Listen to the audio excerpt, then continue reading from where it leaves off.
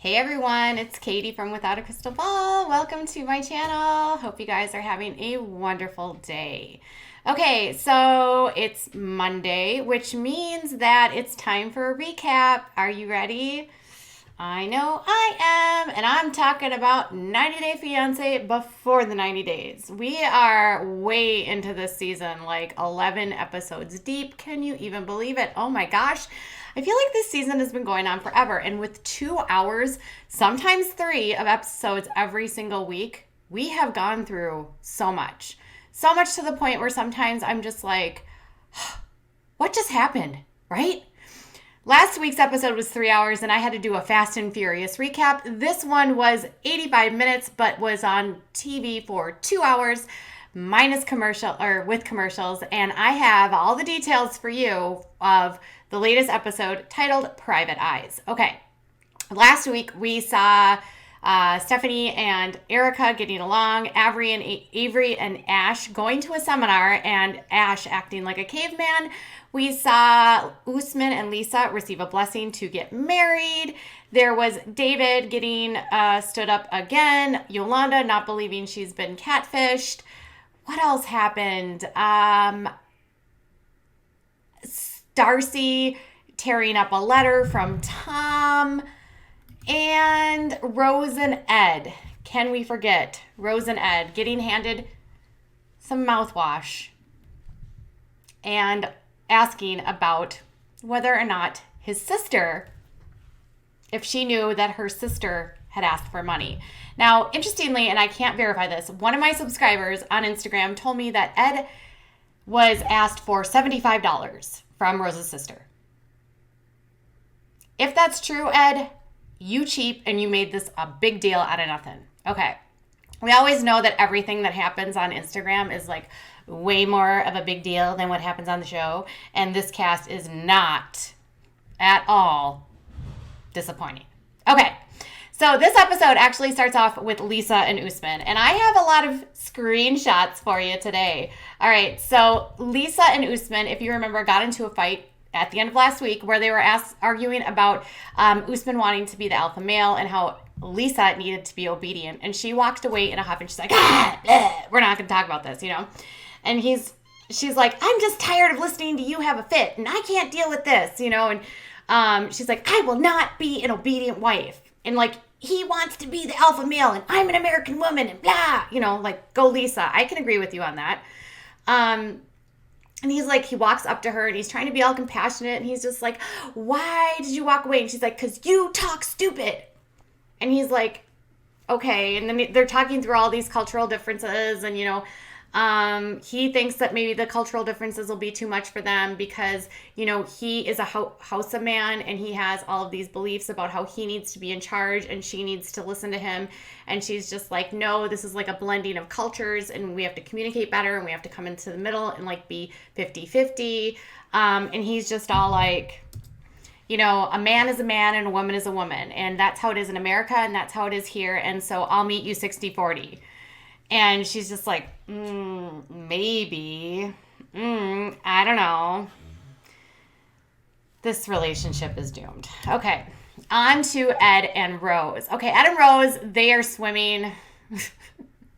After last night, they had where they talked about the money, and she said she loved him and she wanted to have babies with him. He has decided now that he needs to have the whole snip conversation with her. They go swimming in a pool. And they start talking and he's all just like, remember how you said that you wanted to have kids? And well, I just have to tell you something, you know, right before I came here, I went to make this appointment and I was going to make this permanent and I was going to get this little snip and I was going to go do that and blah, blah, blah, blah, blah, which means I can't have any babies anymore. And he admits that he completely believes her about the money stuff and everything's great, but we have to settle this one issue. Okay. And then Rose is just like, really? Why didn't you tell me this? I asked you this so many times before you came here. Like, why didn't you tell me this? Why didn't you tell me this? Why didn't you tell me this? You never answered me. You never answered my questions. And, he's just like, well, I just wanted to get to know you better. And I wanted us to get to know each other better. And that's kind of a deal breaker. And if you withhold that information from someone and you don't tell them, that makes you a class A jerk. And she has every right to be irritated. And this was like literally her face. I mean, look at that face. She is pissed. There was so much that she wanted to say, but she didn't say it. He basically tells her, I've raised a daughter. She's 29. I've been there, done that. I love you. I love Prince. I have enough money for you. I have enough money for Prince, but I don't have enough money for another baby. I don't want another baby. And she's just like, well, maybe I'll give you time to think about it. And he's just like, I've had all the time in the world and I'm done. I'm not having any kids. And then she's just like, well, I need to think about this and I'm not sure that I want this, and I need more time to absorb this. Like, you're just dropping this on me after all of this time. And I'm just like, yes. Like, why didn't you tell her? She's irritated. Yeah, I would be too. Okay. Erika and Steph. So Erika and Steph are actually going to go and have dinner with Erika's family, who, by the way, I absolutely love. And as they're getting ready, they're talking about how she needs to come out. And so she's nervous to tell them because she just doesn't really know like how her parents are going to react. She wants to come out and she wants Steph to be there. And, she just wants to be like, I'm who I am, and this is why, introducing Stephanie to her parents. And she said that she hopes her mom will kind of figure it out and lead her the way, and that maybe she can just sort of drop it in, well, this is my girlfriend kind of thing, And she's just sort of worried because sometimes people can surprise you, even though she thinks her parents will be cool. She never really knows. And then they're driving in the car and they're like, dee dee dee dee dee dee dee dee. That was in my mind. And they're all like talking. It's a really serious conversation. So obviously I'm just having fun. And they're talking about like, what are we going to do? How's it going to eat? And she admits that like they don't really sit down. They might stand up. It's weird at her house. Maybe we'll sit on the couch. My dad sits in the kitchen. Seems like they might actually sit down if they're going to have you over for dinner. Just my thoughts. Anyways, so like Stephanie's just like, well, are you going to is there any chance that you might not come out tonight? And then Erika's just like, well, if I get weird vibes, maybe I'll say no. And then Steph's like, yeah, I tried to do that with my mom. And my mom was just like, I just felt awkward and I couldn't do it. And then that just makes me feel like, are we going to keep this a secret forever? Because like, what if she doesn't talk about it? What if she doesn't come out? I'm just so weird. And like, Erika's like, well, I'm just so scared. Obviously, this is a really big deal. This is a big decision to make. I mean, it shouldn't be a big deal, you guys. It's 2020. Parents should love their children no matter who they choose to love and who they choose to be with, and no matter what that looks like. We shouldn't be judging them, but it's a sad reality that some parents are not accepting. So these are very valid concerns and very valid fears for anyone that has to make these decisions. So I can totally understand that. Okay. Now, on to Yolanda. Oh, God, I'm so tired with this. Okay, so she's sitting down with Cameron and DeMonte, her children, and they're going to do some reverse Google searches of the images that she has of Williams. Like, who has a kid name? Who names their kid Williams? That's, like, your first cue. It's, like, absolutely a catfish. And then, like, the fact that, like, this super ripped guy that's, like, really body built, Yolanda, is interested in you. I mean, come on. Like, you're a beautiful woman, but, like, be realistic. All of you people online, be realistic. You have like a playing field, and sometimes if someone's like outside your league, it's probably not real, especially online. Especially online. Like if you met him in real life and he was all like, Yolanda, you a hot piece. Maybe. But online, it's always a catfish if this is what happens, in my opinion.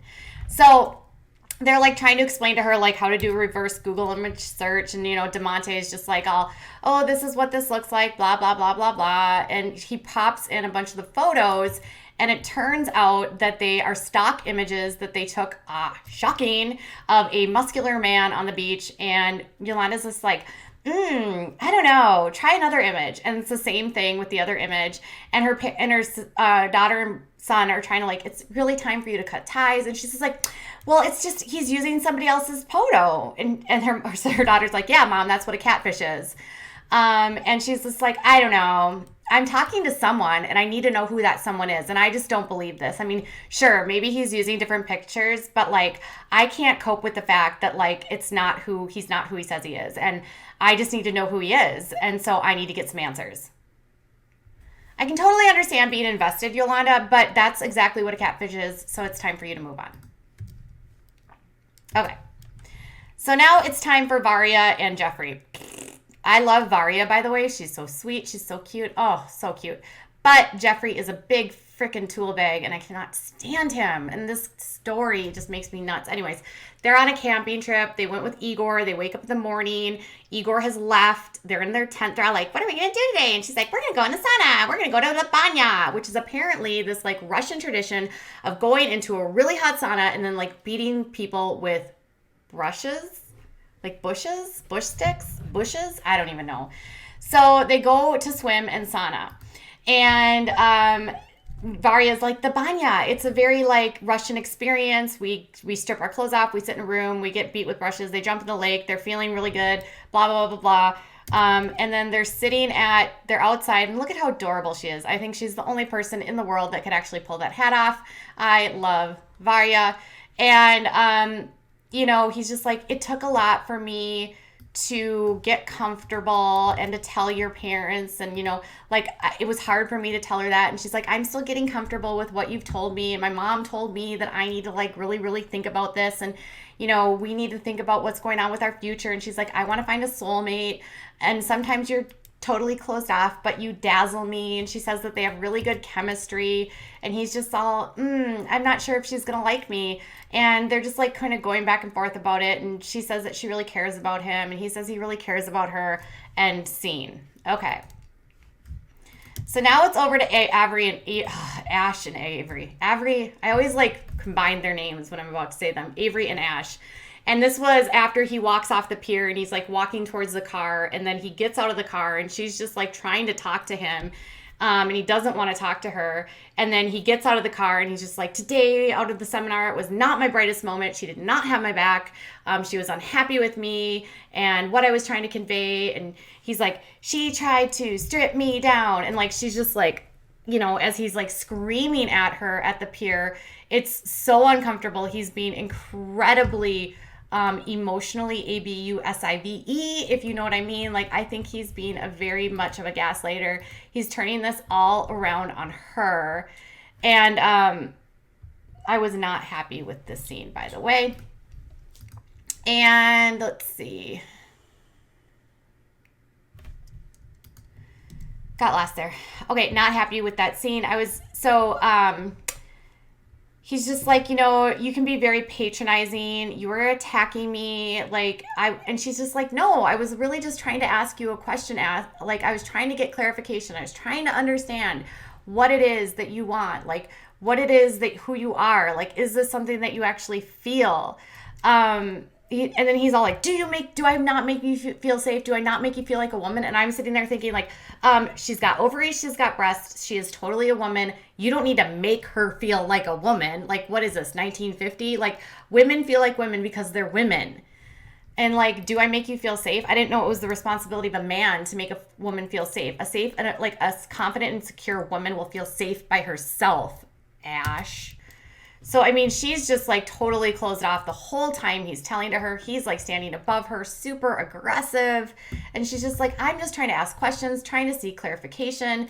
And she's like, every time I ask you hard questions, this is how you respond. And I avoid the hard questions because of you overreact. And he's like, okay, it's my fault. It's always my fault. It's my fault. She strips me down. I would never do that to her.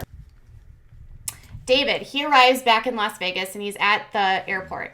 Don't have any more screenshots for you guys, so we'll just keep going with this. Okay, so David arrives back in Las Vegas and his friend actually picks him up from the airport. And he is just dumbfounded that Lana stood him up for this fourth time in 7 years. He really thought that she was the one. And then his friend's just like, David's been through hell and back. He's like, I went to her house. She wasn't there. She doesn't live at that address. And his friend's just like, yeah, she's been really hurt. Blah. He's been really hurt. He gets home. He's got a cat named Mothra, which if you are a big Godzilla fan, you will know Mothra is a moth on that Godzilla. We watch a lot of Godzilla in this house, so I will say super, super cool to that, David. That's probably the only cool thing about you here.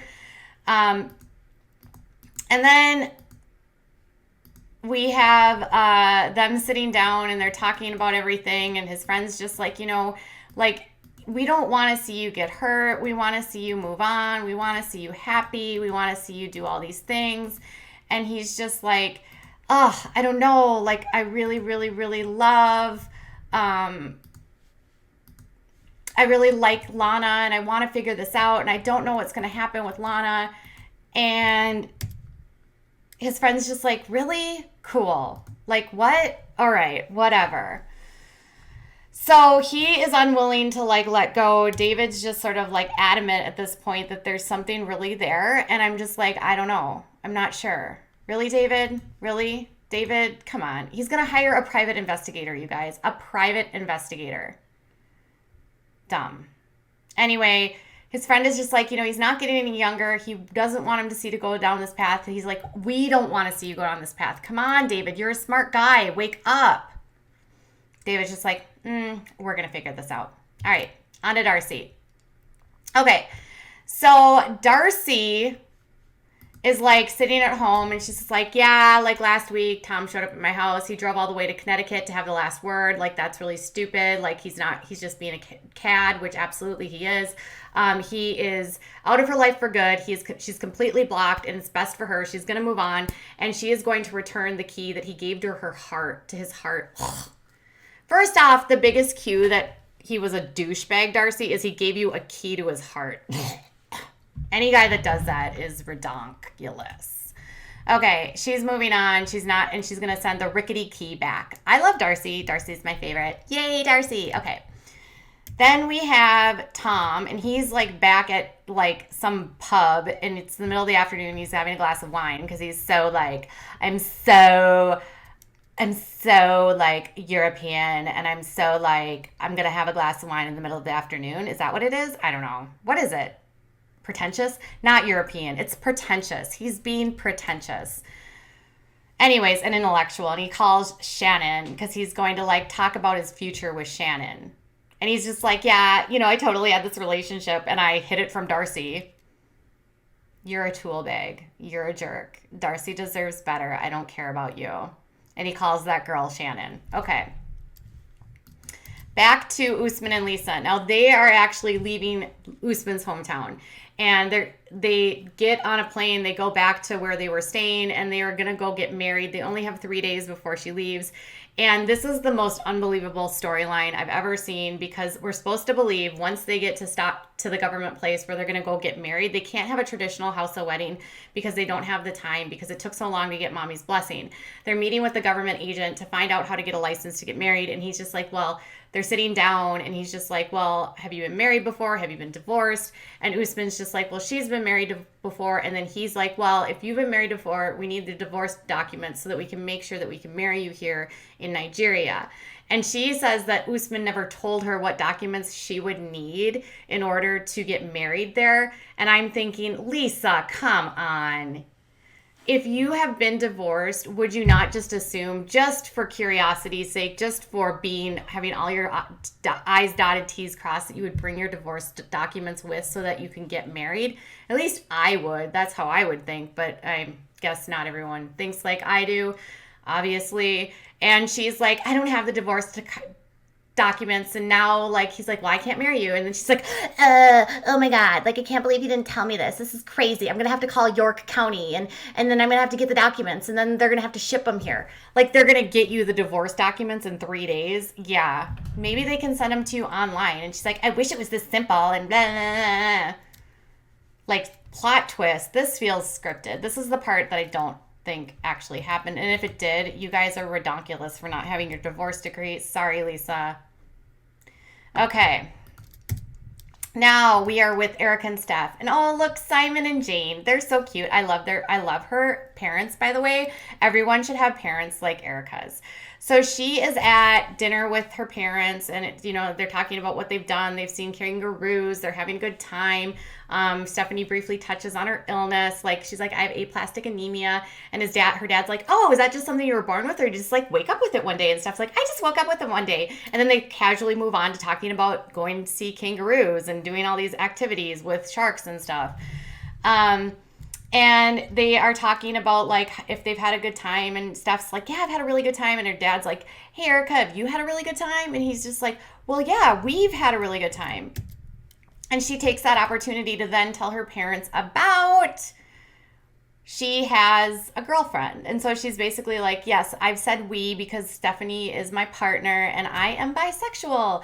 And then her dad is just like, do you want more fried rice? It was cute and funny and like the perfect response. And like, he just basically says that it's not a big deal. It's just information. And, like her mom is like, I've always known, like, her mom's like, have you known? And she's like, I've always had this thing, she's just so sparkly and she's so different and she's so unique and she's just like this unicorn. She is, right?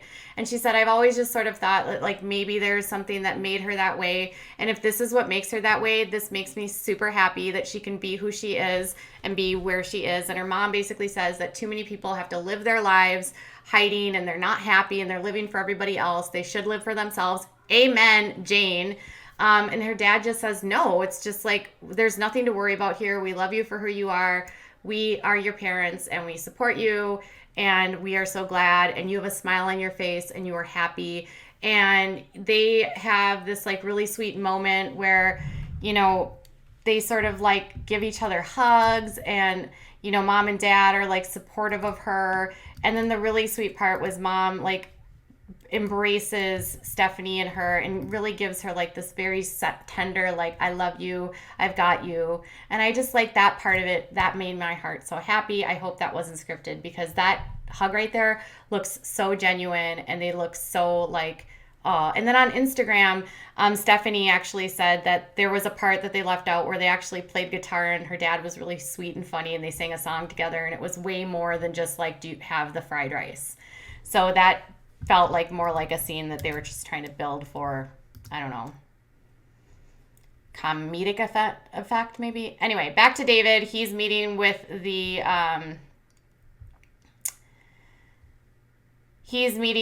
his friend who is going to actually talk to the private detective who's going to tell him what they find about Lana back in the Ukraine.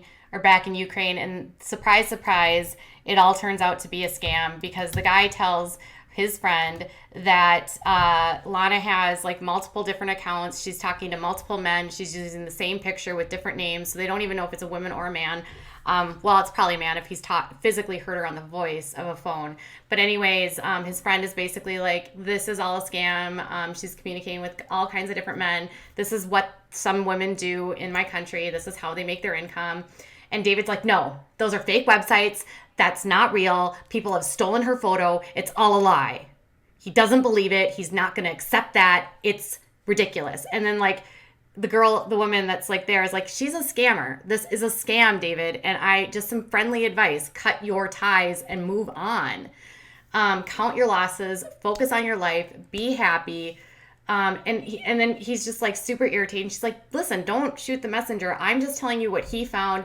And he's just like, none of this is anything I didn't know already. And she's like, well, then why did you hire a private eye if you weren't going to listen to the information that they've extracted and found for you about Lana?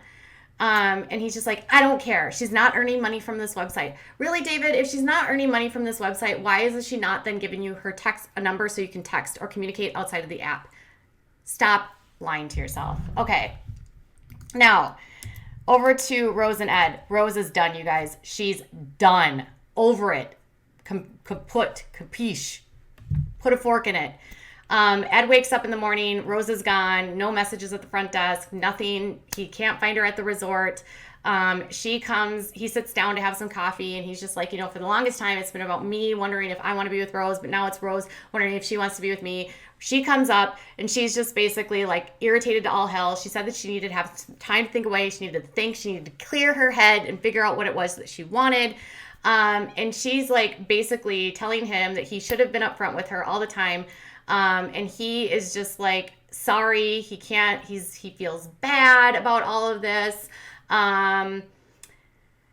And she's like, I've told you so many times that I wanted a baby. Why did you not tell me this before you came here? And then he's like, we should have been more upfront. I should have done that. I should have done this, blah, blah, blah, blah, blah, blah, blah. But I wanted to know if we were compatible. And then she's like, I know who you are. I know who you are. You lied about your height. You wanted me to get a test for STDs. You tell me about mouthwash when it's really that I have an illness that's an ulcer making this stink. She's like, you always embarrass me. You want to embarrass me. And then about my sister, you think that me and my sister are somehow the same and that we're in this together. You make me feel like a bit person, like a little person. You don't love me. I'm done. And I would say yes. And that was her face. Like, she's done. She's over it. Like, and she highlighted all the things that he had done this year. Not to mention the part about shaving. She didn't even mention the part about shaving or how rude he was to her family and then had to take her away because he couldn't handle the living conditions she had and disrespected her family. I mean, come on. She's over it. Go Rose.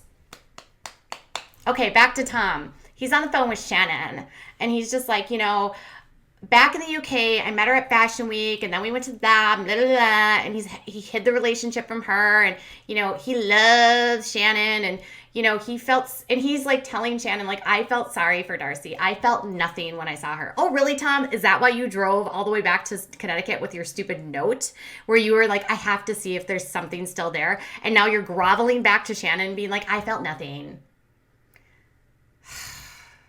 Shannon, if you see this, run. Tom is such a liar. He's like, I would be happy if I never spoke to her again. He's like, you just made me realize that life is going to be better with you. Yeah, after 3 weeks, Tom, she's the one. God, this guy is such a douche canoe. Anyways, he knows what he wants, and he wants Shannon, and he wants to go see her in Toronto. So instead of going to the UK from his trip in New York, he's going to fly to Toronto to see her. And she's like, great, I'll pick you up at the airport. I'm so glad that we had this all straightened out. I mean, I know you had some feelings about Darcy and you had to get this all sorted out, but I'm totally happy to be your like side piece now I'll be your main piece. And now I'm so glad to be like the leftovers from your main course, Darcy. Because, girl, how do you compete with Darcy? And he's, like, so shady to Darcy. He's just like, no one will be happy. No one will be able to handle Darcy because there's 2 Darcys. No, Darcy, girl, listen to me, girl. I'm going to tell you this. I once had someone tell me that no one could handle me, and I have a husband of almost 10 years. We have been together for over 11, and he can handle every single aspect of me. And don't ever let a man tell you that 1, you're fat, or 2, that nobody can handle you. Because the right man and the right person will handle all of you and accept all of you. And this guy is a piece of turd, and I don't want to talk about him anymore. So I'm moving on back to Avery and Ash. Okay. So this is the last scene, or this is the second to last scene, and they are waking up in the morning after their fight, and Avery basically said, like, this was the hardest night of her life. They've been arguing all night. And, Ash is just like bitching and complaining, and he's just like, I failed to communicate properly. She stripped me down. She's like a pit bull. We can't start arguing. She has to keep going back at me about what I did and what I did wrong. And he like comes into the kitchen, and he's just like so mad at her, and he's just like, you stripped me down. Like, I think you like to hurt me. You are a heartless person. He has somehow made her valid concerns about how she feels about his statements about women into it's your problem. You're the one that's the problem. You came here to hurt me. Yeah, I'm sure she flew all the way to Australia to hurt your feelings. Yeah, okay, whatever, narcissist. So, you've hurt me. You like hurting me. Everything was hurt. Blah, blah, blah. It's all my problem. And he's like, my ego was hurt, and your reaction concerns me. Your reaction to how I feel concerns me. I feel like a kicked dog. And she's like, what? Like, how am I supposed to ignore red flags? Like, these are things that concern me. Beliefs that you have that concern me. And he's like, you didn't hear my pain. You squashed me like a little ant. And she's like, I can't do this anymore. I'm done. And he's just all gets up in a huff, and he's like packing his bags, and he's like, I'm out of here. And she's just like, that's her face. She looks like she's heartbroken. And he's just like, I'm so done. And he is done. And he walks off, and she's like, I'm not sure if I want to move forward. Girl, don't move forward. This guy is a con artist. He's probably a paid escort. He can't be wrong. You shouldn't have to worry about a man's ego, by the way. Like, if a man can't put aside and listen to your valid concerns, huge red flag. Get out. Don't think about it. Run. Okay. So we'll find out next week, what happens. And he's going to probably gaslight her more. But she actually had the wherewithal to like reflect and be like, he's totally gaslighting me. And he's actually totally deflecting on the fact that he screwed up and he's done something wrong and that he can't answer these. And if you ever question him, this is what he does. He turns it around on you. So Avery at least has that in her brain to see that. Okay, and then I don't have photos of this, but Varya and Jeffrey then, they meet at the, like, they're going to have this, like, romantic day at a hotel, and they're sitting down, and they're doing all this stuff, and they're having some drinks, and then he's like, we're soulmates, we're great, this, that, and then he asks her to marry her. Him. I hate Jeffrey so much that I don't even like talking about him, but he did ask, and then it was a cliffhanger. So that's this week's episode. Next week, we will find out. Did Varya say yes? Will Ash, like, yell more and storm off and be a big fat baby and gaslight even more? And freaking David's going to go back on a plane. Yes. I hate the David storyline so much. Will Rose leave and stomp on Ed's heart forever and finally stand up? And then Steph and Erika are going to have a huge fight after Steph tries to come out to her mother, and she storms off and slams something on the ground, which is completely mature. And there's nothing for Yolanda coming up that I could see. And will Lisa and Usman finally tie the knot? You'll have to find out next week on 90 Day Fiance. All right, you guys, that's I got through it. Barely. What are your thoughts? Did you like it? Did you not like it? Do you think that Ash is as big of a tool bag as I do? Was Rose like, were you like, yay, Rose, like I was? Were you like, Yolanda, you're so stupid? And David, listen to the PI. And what about Stephanie and Erika? Were you just not like, Daddy, you're amazing. I love you. That's how I felt for this whole. Tell me in the comments below how you felt, and we'll be back next week with a recap. But of course, I'll have all the tea for you coming up this week as it happens on the Instagram. All right, you guys, I'll be back later with more. Bye.